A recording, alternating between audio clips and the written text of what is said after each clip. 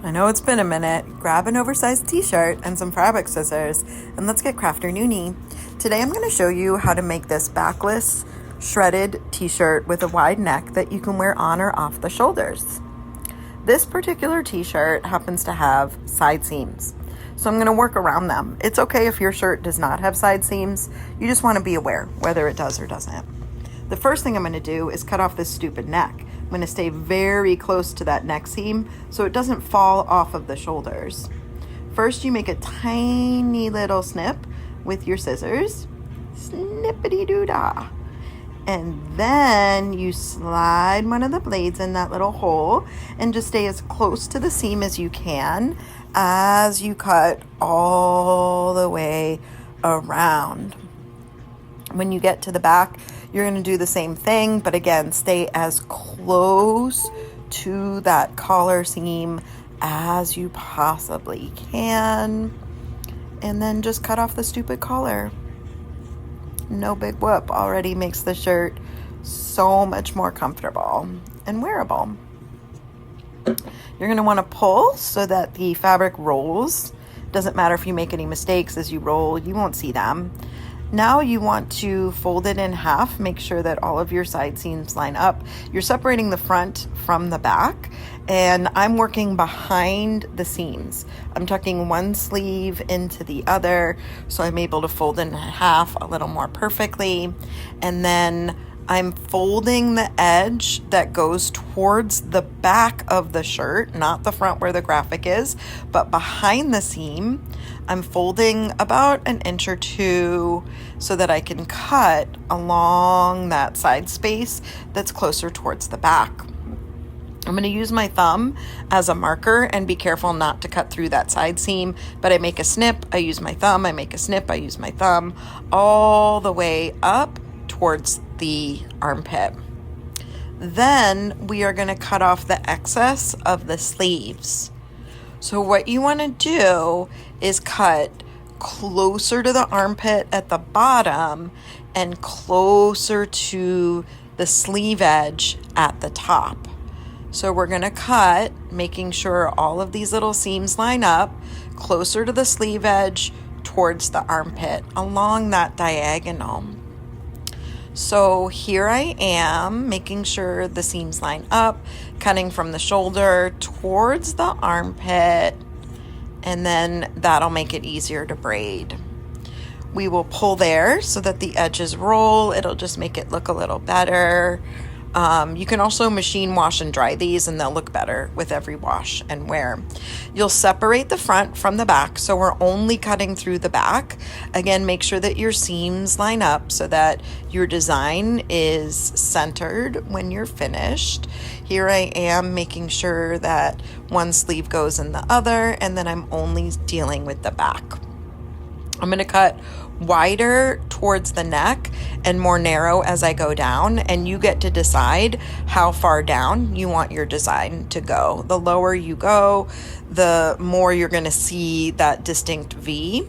I'm cutting wider at the top, maybe 3 snips, and then 3 snips, and then a smaller 3 snips, and then maybe at some point I switch to 2 snips. 1, 2, 1, 1, and now they're getting smaller as I go down, and that's what gives that V shape. The very last one, I'm going to do a tiny little snip, like a hole. Now you can pull on these strings. That'll make them easier to weave, and they'll look more worn in, which is a nice look. I like to take the very last one before the tiny hole, and you're going to snip that in half. And that will make sure that you have something to tie your weave off and secure your design. And that's what makes it easy to machine wash and dry. When you're done, you don't have to worry about it coming apart. Same thing here, I'm just pulling to stretch out those strings a little bit. And then I'm taking the second to last one, cutting it in half, and that will give me something to secure my weave off with. And this is what I like about this design. You're repeating the same thing 3 times. So by the end of the shirt, you'll really have a hang of how to cut and weave your designs. Maybe design your own things. So we are going to go up by the armpit, and the arm that I'm not weaving with, I'm threading through to hold a space. I'm taking the first loop, bringing it under the armpit, holding it with my fingers to pull the second loop through, letting go of the first loop. Pull the third loop through the second loop, let go of the second loop, the fourth loop goes through the third loop, and so on and so on and so on. You're just dropping the one before as you pull the next one through. When you get to the second to last one, your 2 strings come through the hole. Looks a little bit like this. And then you'll bring them under the bottom one. And what you'll have is these 2 little holes on either side of your strings where my thumbs go through. Boop! And you are going to take the ends, loop them through those little holes, and then pull the strings on either side. And that will make sure that your design is nice and tight at the bottom. You'll cross these over once, and then twice, give it a little pull, and then cross it over again once, twice, give it a little pull, fisherman's knot. Those 2 knots slide around each other and hold each other in place. So it's very secure. You can machine wash and dry it. You don't have to worry about it coming apart. You'll repeat that on the other side. Arm you're not shredding with loops through. Find the armpit, take the first loop, bring it under and around the armpit.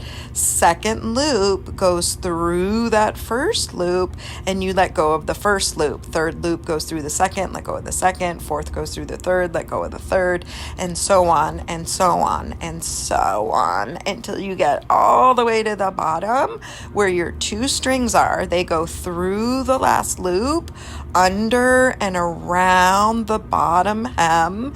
You find those 2 little holes on either side of your string. You flip the ends through those holes, give it a good pull. This one was getting a little squirrely, slippery little sucker. And then you pull. You cross these over each other once, twice, give it a little pull, and then again once, twice, give it a little pull. So that's your braids down either side. You can give them a little tug, especially when you get them out of the dryer. You're going to want to pull on those. Now for the V in the back, you're going to start with the wider part on top, and that's your first loop. Take your second loop under and over that first one, let go of the first one.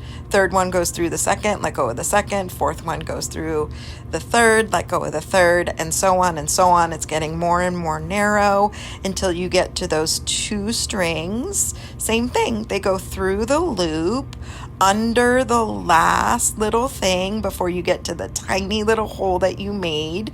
You pull the strings through that hole, and then here you'll find either side of the string, just like before. Push them through those sides so that the ends are on the inside of the shirt.